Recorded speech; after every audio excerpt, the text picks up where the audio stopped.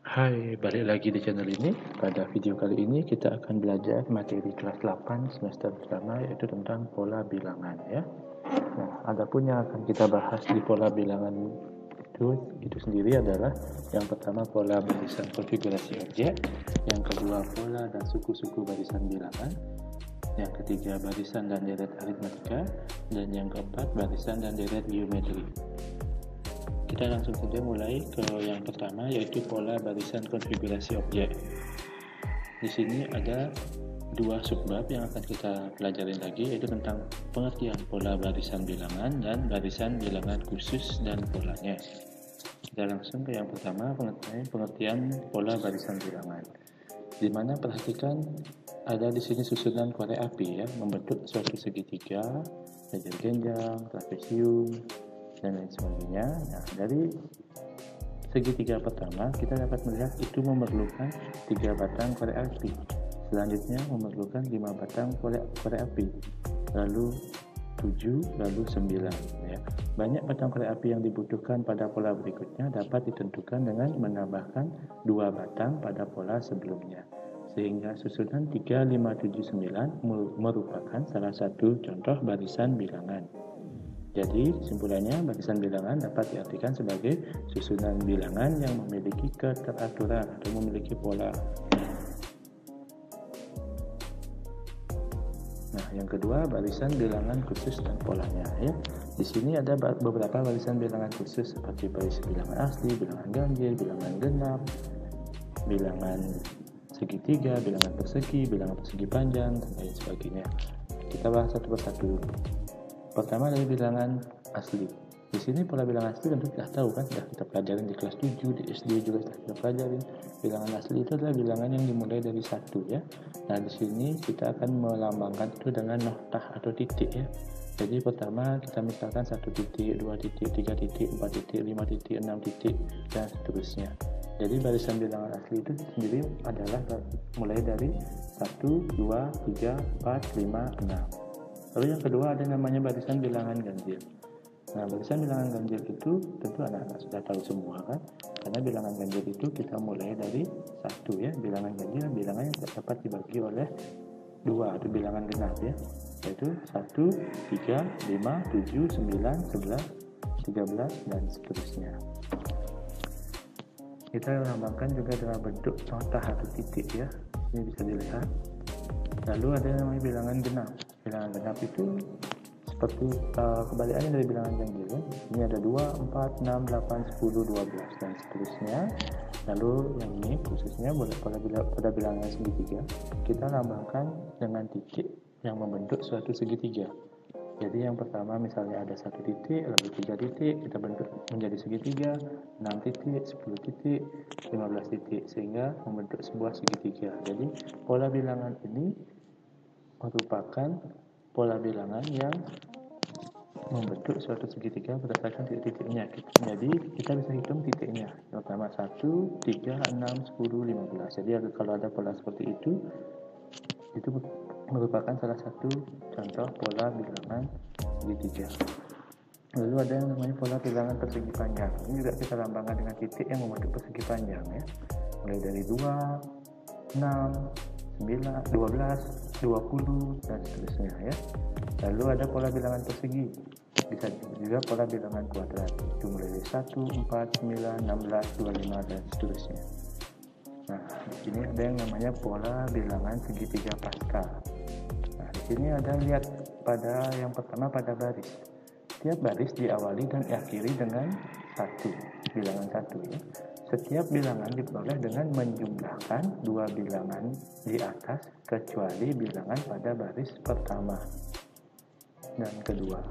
Bilangan-bilangan dalam satu diagonal membentuk suatu barisan. Misalnya kita lihat pertama dari diagonal pertama, itu semua 1, 1, 1, 1, 1, 1, 1 ya. Pada diagonal pertama itu disebut juga kalau tetap seperti 2, 2, 2, 2, 2 itu semua.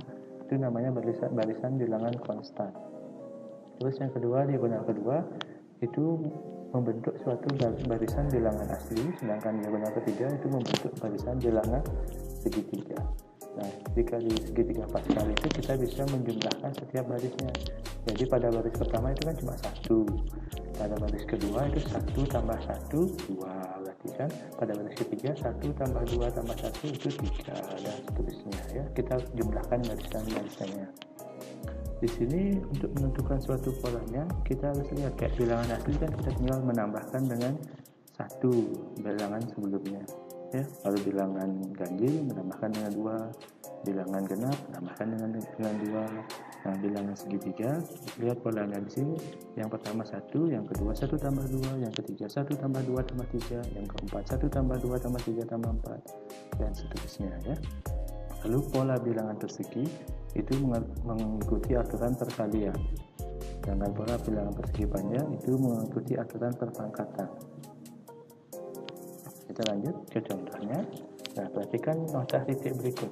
Di sana yang pertama ada 1 titik, yang kedua ada 4 titik, yang ketiga ada 7 titik, dan yang keempat ada 10 titik.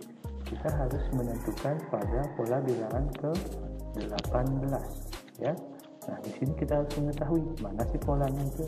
Nah, perhatikan pertama, gambar pertama itu 1, gambar kedua itu berbeda 3 kan ya, berbeda 3. Gambar kedua juga berbeda 3, gambar keempat juga berbeda 3 dengan gambar ketiga dan sebelumnya ya. Jadi kalau mau disusun secara urut bisa ditambah-tambahin 3 sampai ketemu pola ke-18, atau kita dapat menghitung polanya menggunakan rumusnya tersebut.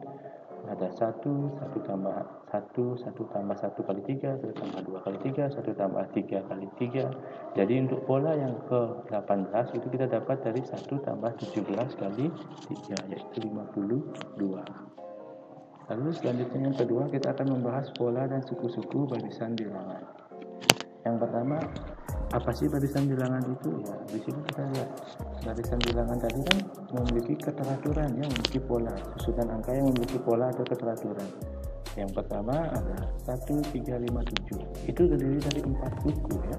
Nah, suku per suku itu dilambangkan dengan U. Jadi kalau suku pertama kita lambangkan dengan U1, suku kedua U2, suku ketiga U3, suku keempat U4 ya. Lalu yang B itu terdiri dari 5 suku ya. Jadi bisa dilambangkan dengan U1, U2, U3, U4, U5. Lalu suku ketiga terdiri dari suku tak hingga. Kenapa tak hingga? Karena itu nggak ada batasannya. Seperti yang contoh A dan B kan ada batasan cuma sampai 4 dan 5 suku. Sedangkan yang C itu tidak ada batasannya, itu lanjut sampai suku tak hingga. Sehingga kita bisa menentukan ya suku ke N ya. Lalu beberapa contoh aturan barisan bilangan. Ada yang mengikuti aturan penjumlahan, lalu ada juga yang mengikuti aturan penjumlahan bertingkat 2, bertingkat 1, dan bertingkat 3. Lihat seperti contoh yang sudah ada di slide berikut. Lalu ada juga menggunakan aturan perkalian dan perpangkatan. Lalu ada juga yang disebut dengan barisan Fibonacci. Nah, aturannya kalau barisan Fibonacci, suku selanjutnya merupakan penjumlahan dari 2 suku sebelumnya ya. Nah, sekarang kita menentukan bagaimana sih cara menentukan rumus suku ke N-nya. Seperti ini. Nah, kita lihat barisan bilangan berikut. Jadi sebelumnya prinsip dasarnya menentukan rumus suku ke N adalah mencari kaitan antara bilangan 1 dengan suku ke-1, bilangan 2 dengan suku ke-2, dan 3 dengan suku ke-3, dan seterusnya. Barisan bilangan 2, 4, 8, 16, kita lihat ada 2 pangkat 1, 2 pangkat 2, 2 pangkat 3, 2 pangkat 4. Jadi itulah polanya ya. Jadi kalian harus bisa menentukan kaitannya dan polanya itu. Jadi kita dapat menentukan rumusnya suku ke N-nya adalah 2 pangkat N. Kalian ditanya 2 pangkat 100 atau ditentukan suku ke 100, kalian bisa menghitung dengan mencari 2 pangkat 100 ya. Nah, sebagai latihan untuk menentukan rumus suku ke N, coba tadi kan kita sudah mempelajari pola bilangan ganjil, bilangan genap, bilangan persegi, persegi panjang, segitiga, segitiga Pascal.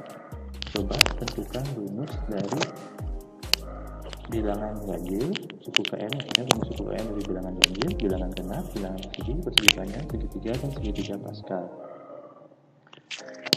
Nah, untuk barisan dan deret aritmatika kita akan bahas di video selanjutnya. Untuk pertemuan hari ini kita cukupkan dulu. Terima kasih.